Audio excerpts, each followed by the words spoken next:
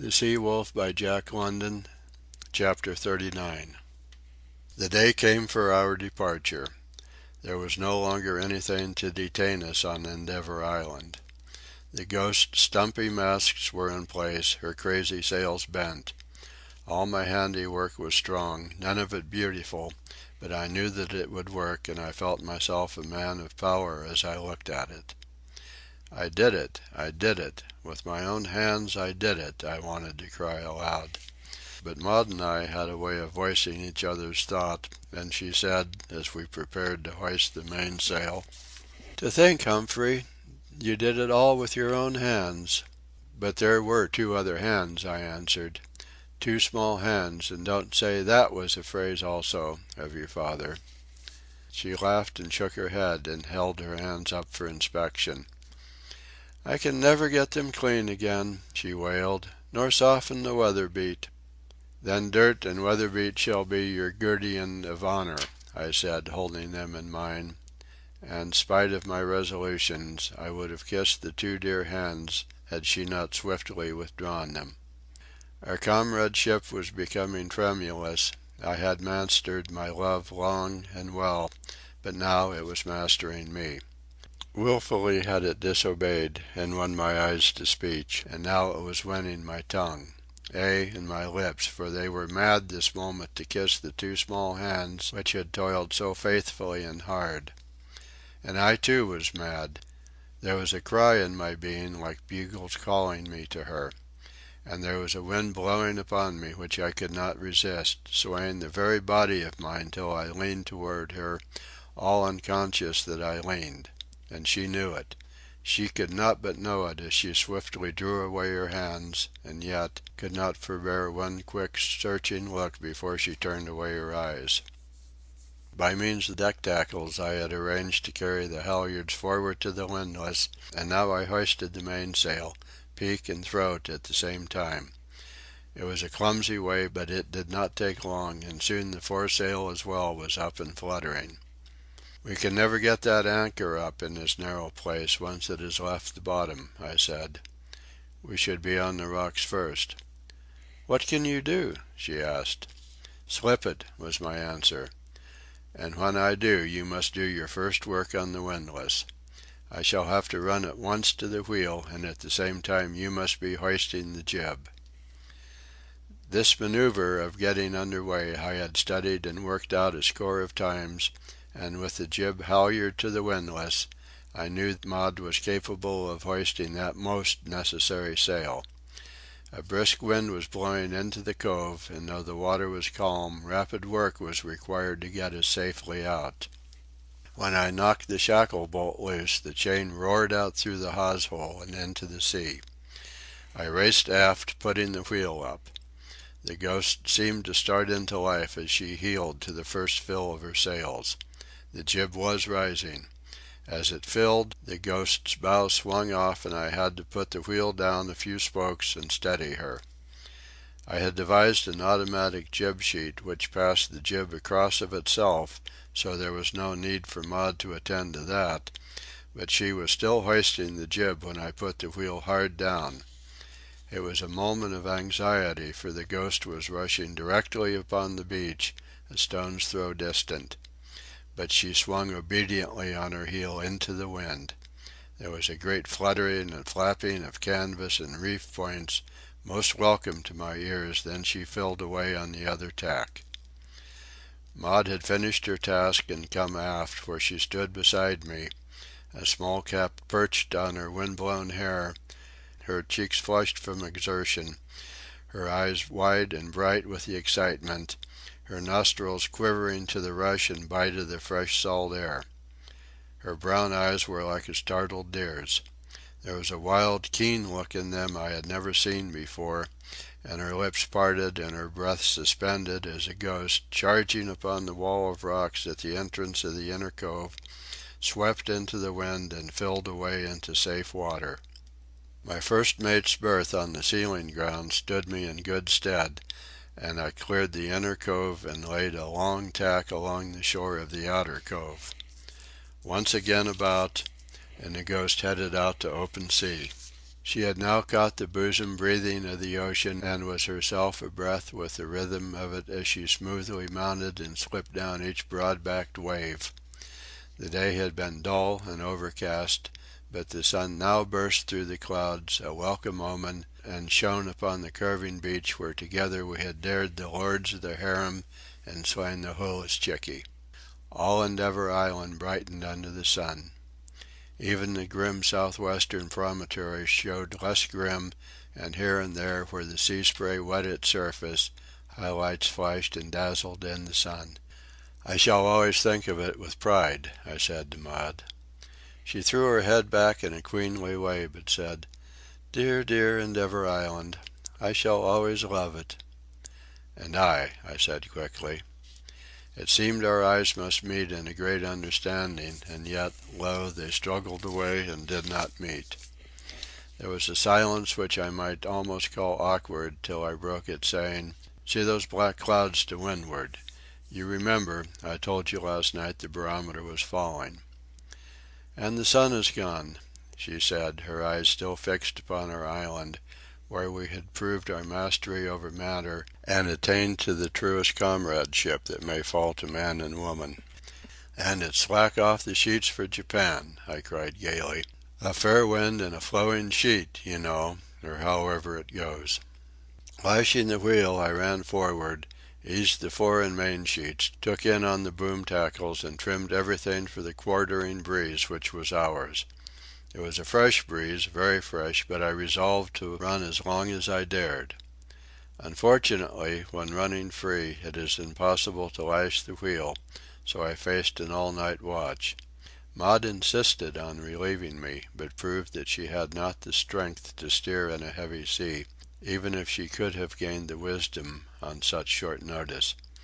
She appeared quite heartbroken over the discovery, but recovered her spirits by coiling down tackles and halyards and all stray ropes. Then there were meals to be cooked in the galley, beds to make, Wolf Larsen to be attended upon, and she finished the day with a grand house-cleaning to tack upon the cabin and steerage. All night I steered, without relief, the wind slowly and steadily increasing, and the sea rising. At 5 in the morning Maud brought me hot coffee and biscuits she had baked, and at 7 a substantial and piping hot breakfast put new lift into me. Throughout the day, and as slowly and steadily as ever, the wind increased. It impressed one with its sullen determination to blow, and blow harder, and keep on blowing. And still the Ghost foamed along, racing off the miles till I was certain she was making at least 11 knots. It was too good to lose, but by nightfall I was exhausted. Though in splendid physical trim, a 36-hour trick at the wheel was the limit of my endurance.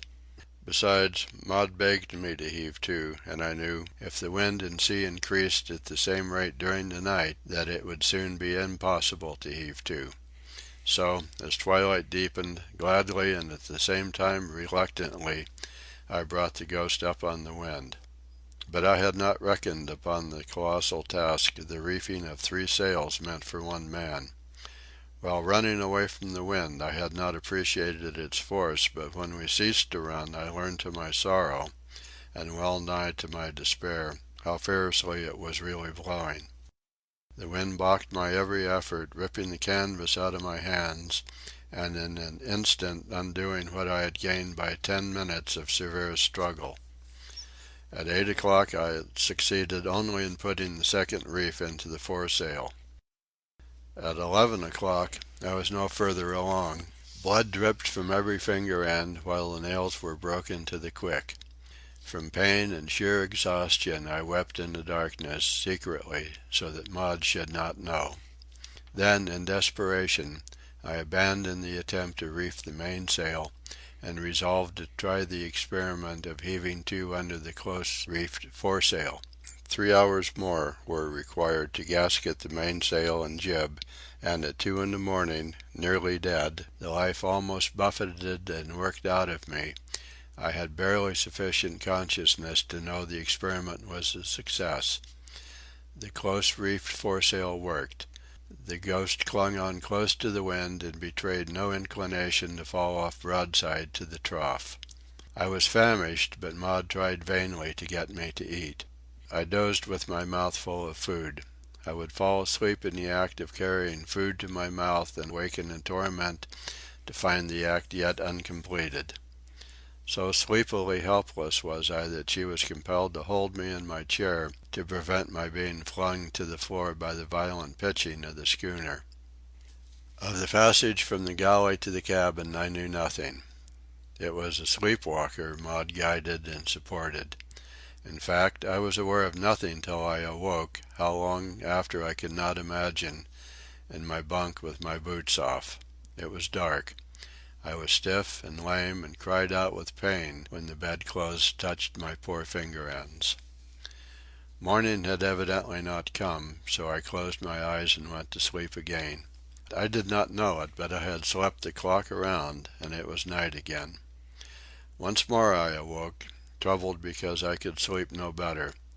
I struck a match and looked at my watch. It marked midnight, and I had not left the deck until 3. I should have been puzzled had I not guessed the solution. No wonder I was sleeping brokenly. I had slept 21 hours.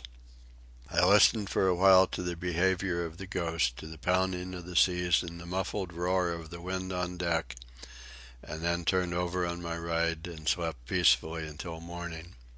When I arose at 7, I saw no sign of Maud and concluded she was in the galley preparing breakfast. On deck I found the Ghost doing splendidly under her patch of canvas. But in the galley, though a fire was burning and water boiling, I found no Maud. I discovered her in the steerage by Wolf Larsen's bunk. I looked at him, the man who had been hurled down from the topmost pitch of life to be buried alive and be worse than dead. There seemed a relaxation of his expressionless face which was new. Maud looked at me, and I understood. "His life flickered out in the storm," I said. "But he still lives," she answered, infinite faith in her voice. "He had too great strength." "Yes," she said, "but now it no longer shackles him. He is a free spirit." "He is a free spirit, surely," I answered, and taking her hand I led her on deck. The storm broke that night, which is to say that it diminished as slowly as it had arisen. After breakfast next morning, when I had hoisted Wolf Larsen's body on deck ready for burial, it was still blowing heavily and a large sea was running. The deck was continually awash with the sea which came inboard over the rail and through the scuppers. The wind smote the schooner with a sudden gust, and she heeled over till her lee rail was buried, the roar in her rigging rising in pitch to a shriek. We stood in the water to our knees as I bared my head.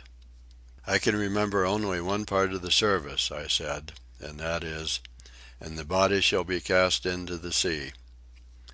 Maud looked at me, surprised and shocked, but the spirit of something I had seen before was strong upon me, impelling me to give service to Wolf Larsen as Wolf Larsen had once given service to another man.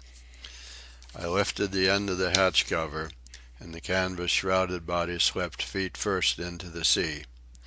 The weight of iron dragged it down. It was gone. "Good-bye, Lucifer, proud spirit," Maud whispered, so low that it was drowned by the shouting of the wind, but I saw the movement of her lips and knew.